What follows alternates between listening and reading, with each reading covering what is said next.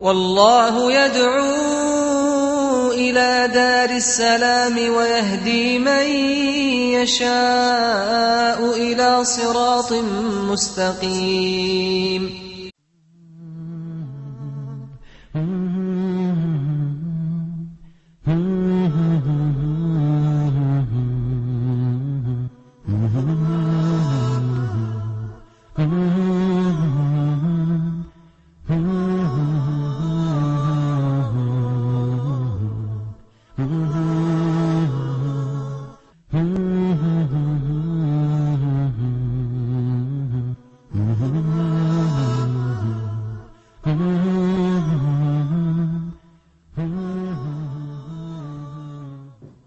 بسم الله الرحمن الرحيم.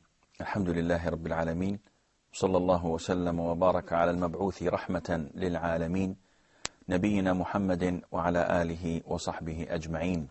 السلام عليكم ورحمة الله وبركاته. With the grace of Allah, the army that went on the battle of Mu'tah came back to Medina after a battle that was almost certain to kill all of the 3,000 men. Being faced with an enemy army of 200,000 troops, yet with the grace of Allah, they only lost 13 men as martyrs, insha'Allah. They've inflicted a large number of casualties in the enemy army. And this was considered to be a victory to the Muslims, because managing to escape with only 13 casualties meant that this was indeed a victory. And I can imagine now, like if the police is around Medina, they hear about a battle between 200,000 and the Muslim army, and then they hear that the Muslim army came back with only 13 people died. It's like, massive lesson, isn't it? Like, it's a lesson which, I don't know, maybe? Of course, this had its impact over Arabia, because this was unimaginable. You cannot simply escape 200,000 men with such low fatalities. This was not possible in normal terms. I believe because as well the police, they didn't know exactly about the amount of the Muslim army, especially after Khalid ibn al-Walid, may Allah be pleased with him, changing the faces and these things.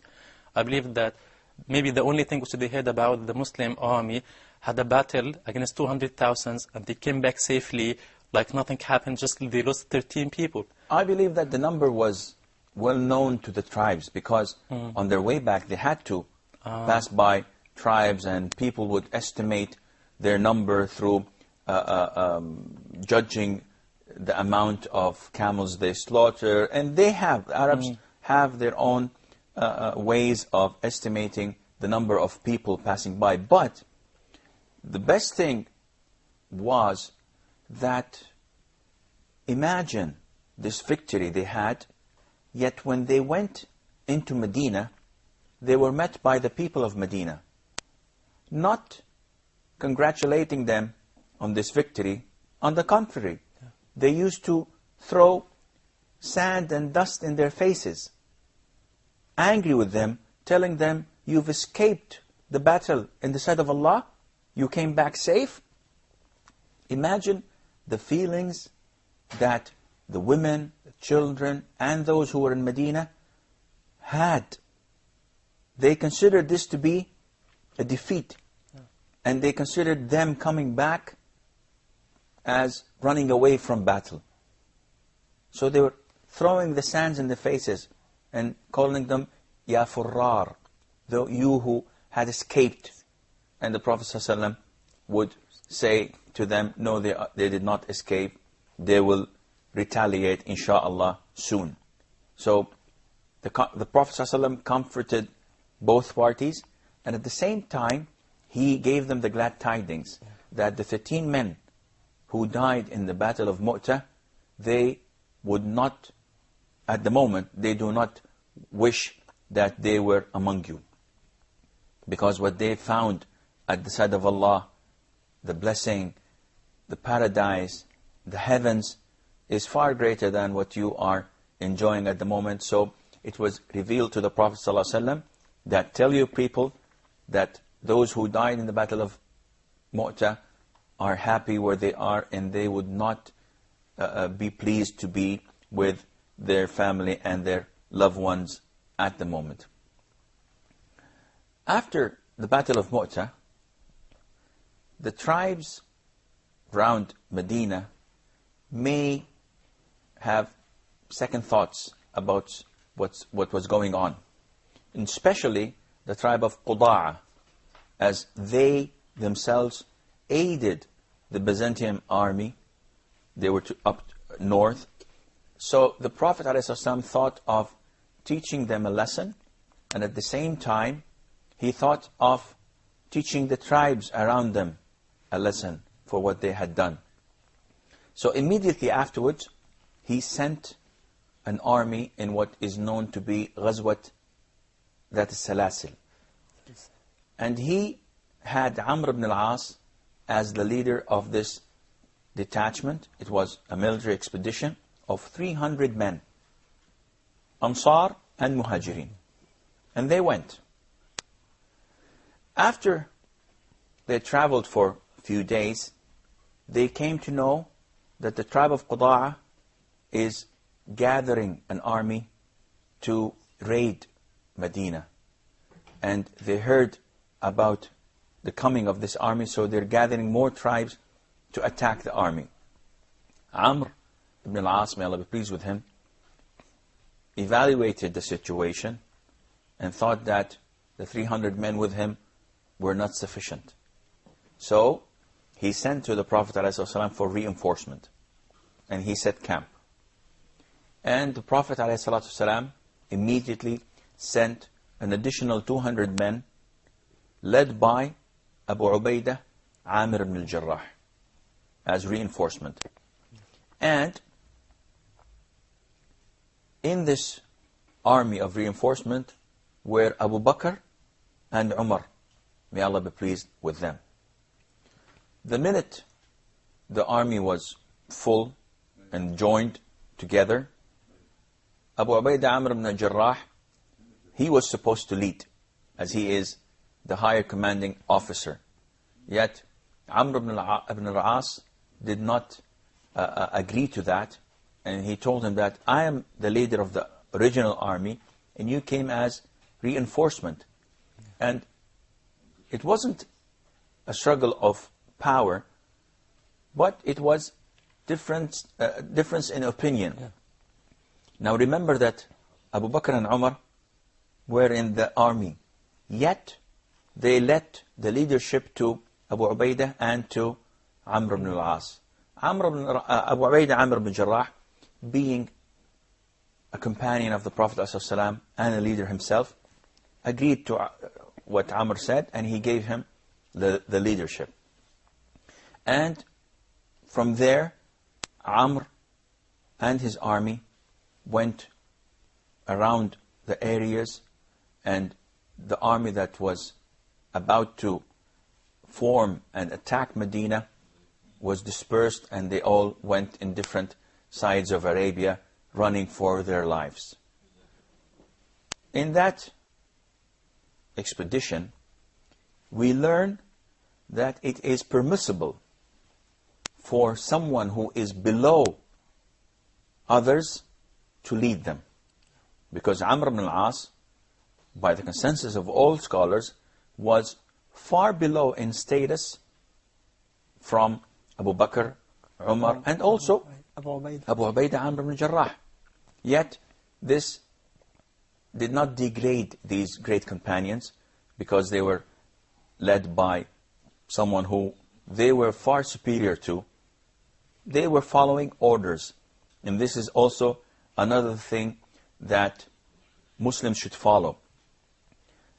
We should follow the chain of command. And this is an Islamic aspect. Without following the chain of command, unfortunately, things go into chaos and mayhem.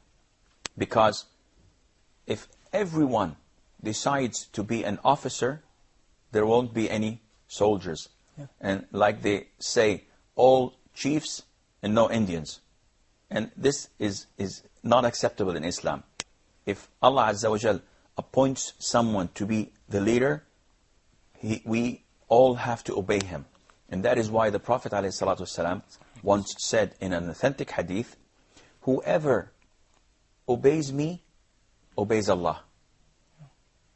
And whoever obeys my Amir, my leader, the one that I appoint to lead, is obeying me. And the verse in Quran as well, Allah, the Most Almighty, is telling His Prophet ﷺ in Quran, oh, like, you know, Prophet ﷺ, like, tell them, if you do love Allah, so then follow me, Allah loves you. So it's an order from Allah Himself that we have to follow the Prophet's orders. Yes, this is beyond questioning. But now we're talking about obeying the rulers and the leaders. And it's something different. There's another verse where Allah Azza wa Jalla talks to the believers and tells them that you believe, obey Allah, obey the Prophet ﷺ, and those who take charge of you, who are in charge. And this is an Islamic aspect, that you obey those who are in charge as long as they are obeying Allah and the Prophet ﷺ.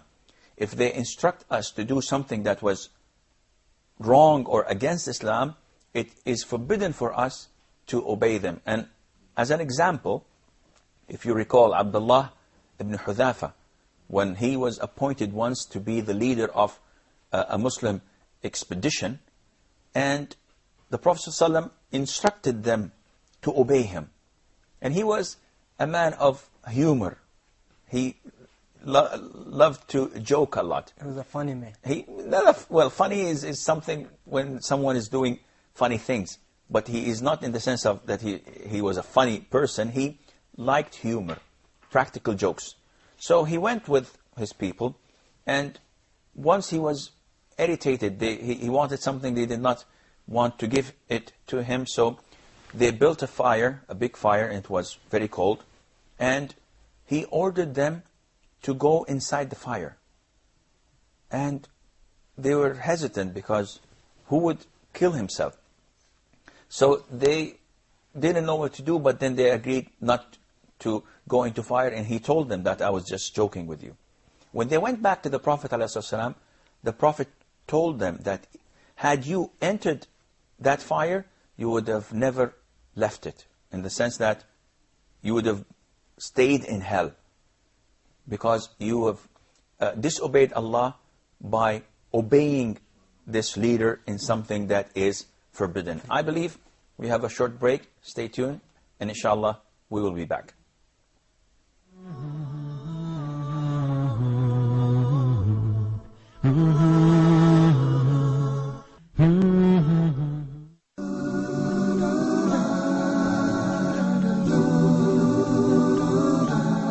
According to the Quran, we live in a universe that worships Allah. It is not just human beings who celebrate His praises, but animals as well.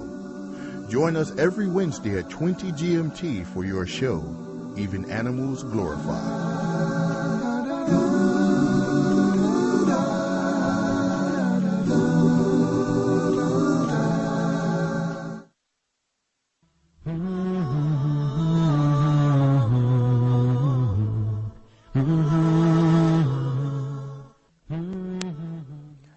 Assalamu alaikum wa rahmatullah, and welcome back.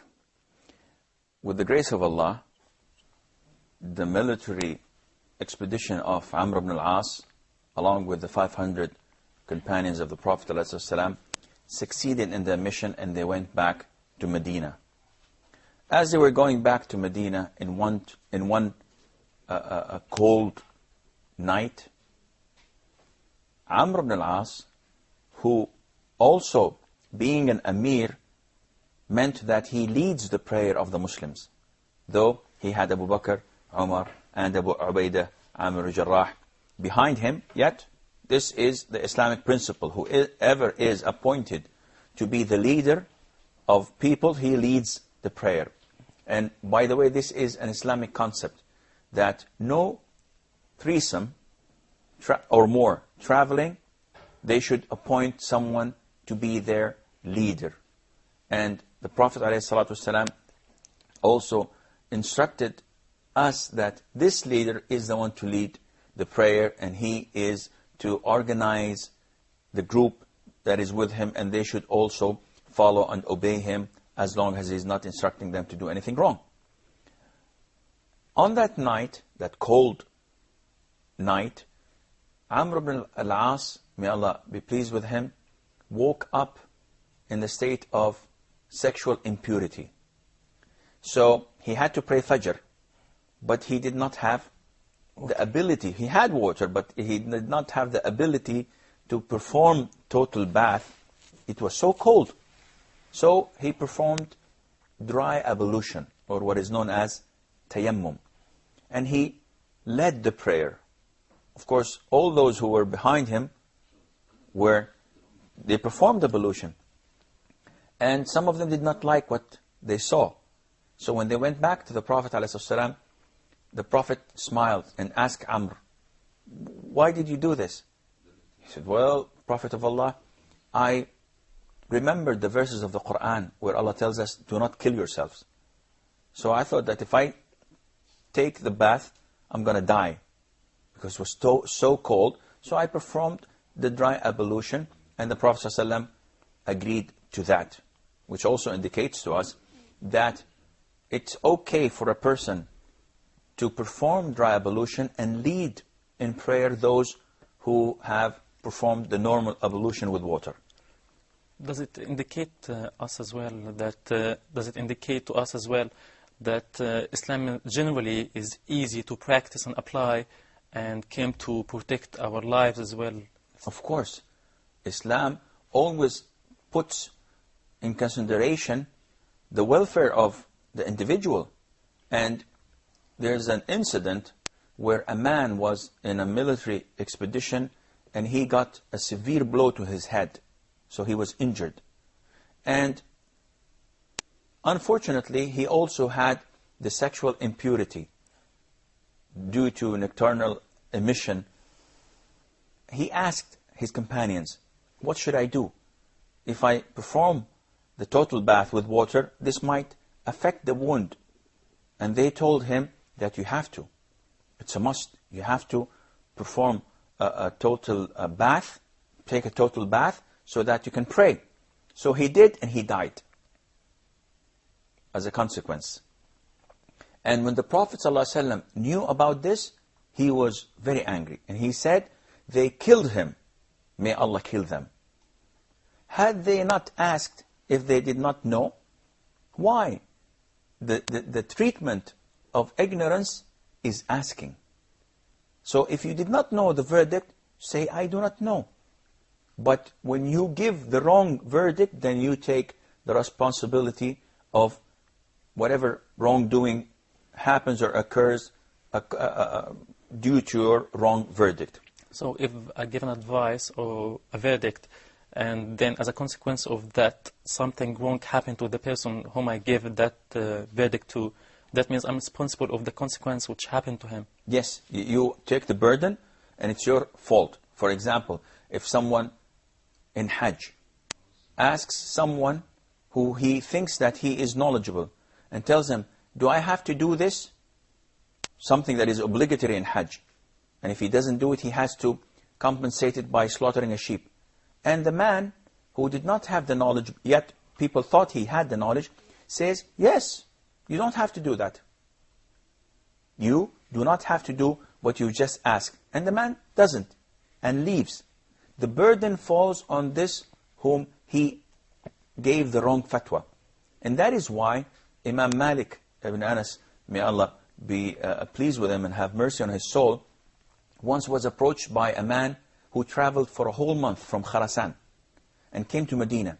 And he asked him about 40 questions. And he answered only 4. And the remaining 36, he said, "I do not know. I do not know." So the man, after finishing, he told him, "You are the head of the scholars in Medina. And I came through a journey of 1 month to you. What should I go back to my people and tell them? So Malik told him, tell them that Malik does not know. So what's the big point? The issue is, if you do not have knowledge, say you don't know. And it's said in scholars always have this saying, whoever says, I do not know, then he had possessed half of knowledge. When you say, I do not know. What if I have a doubt in my heart about a verdict and I believe that it could be wrong? Then I found one or more from the scholars which they say it's allowed or permissible to do so. So I'm allowed to say, okay, they will take the responsibility upon that verdict, and I go for that, even if I believe in my heart that it could be wrong? No, this is completely a different story. And it's not related to this issue, because if you hear a scholar giving a verdict on a particular issue, it's not lawful for you to follow him and then follow another scholar in another issue and follow a third scholar in a third issue, because then you would be picking what suits your own desire. But we're talking here about giving the verdict on a particular issue. If you have the right tools and the proper knowledge, then you give the verdict. If you do not know, then you should say, I do not know. If you are reporting, if you are copying and imitating a scholar, then you should say that this is the fatwa or the verdict of the scholar, not of your own self. And this is what Amr ibn al-As did. He behaved and performed what his knowledge allowed him to do. And that is, if you are in fear of dying, then you perform the dry ablution. And this is exactly what the Prophet said ﷺ, to those who gave the wrong fatwa. If you did not know, then your cure was asking. But because you gave the wrong fatwa, then you should, and you take the burden of the man who died. Now, everything was settled, alhamdulillah, in Medina. And yes? Sorry for going out of that focus, but due to what we have seen in the last two battles, the Battle of Mu'tah and the battles that followed, what is the reason behind changing the leaders of the military of Muslims? That's a very good question. The Prophet ﷺ did not put all the focus on a particular leader, because after the success of Khalid ibn Walid, it would have been imagined that we should always use Khalid ibn Walid in every detachment or military expedition. The Prophet did not do this, ﷺ, and Allah knows best, simply because he wanted to give all of his companions the chance to train and to lead. It was also a form of testing them, so that he would know that how would they behave in times of crisis, and how what choices they would make, whether it's right or wrong. So it was form of training, and also form of giving the honor of leadership to those who were capable of leading. Okay. See, the Prophet ﷺ did not give these positions to people because of their relation to him. Yeah. Otherwise, he would have always sent Ali ibn Abi Talib, yeah, because he was the closest among the companions. Though he was a good and excellent and experienced fighter, he did not send them except in one or two. But he always sent Zayd ibn Haritha, he sent Abdullah ibn Rawaha, he sent Hamza, may Allah be pleased with him. He sent those who were known to be strong and experienced leaders to get more and more experience. But how could the Prophet ﷺ be sure that what happened or what could be happened with the other leader could be happened with the son? What could be achieved with the past leader should be achieved with the next one? Well, the Prophet ﷺ does not know the unseen. Yeah. So he had a way of looking at people and understanding their character. And that is why he always hoped for the best. So he chose a leader, he put him on a detachment, and he instructs him to follow his instructions. Alhamdulillah, it's all proved to be well. Now, the Prophet ﷺ, as everything seemed to be calm and peaceful, again came to know a disturbing fact. And this fact is, as you recall, in the truce of Hudaybiyah, the Prophet ﷺ, one of the items that he agreed to with the polytheists of Quraysh was that whoever wants to enter in allegiance with one of the two parties can do so. So the tribe of Khuza'ah immediately went into the alliance of the Prophet ﷺ and the Muslims. And the tribe of Banu Bakr went to the alliance of Quraysh. So it was made as an agreement that whoever attacks any of these tribes is considered to be attacking the tribe that, or the party that this tribe is in alliance with. And this was fortunate for Khuza'ah and for Banu Bakr, because Banu Bakr, because of the long time feud between the two tribes, Banu Bakr thought that this was the right time to avenge the dead and to attack Khuza'ah just when the time was right.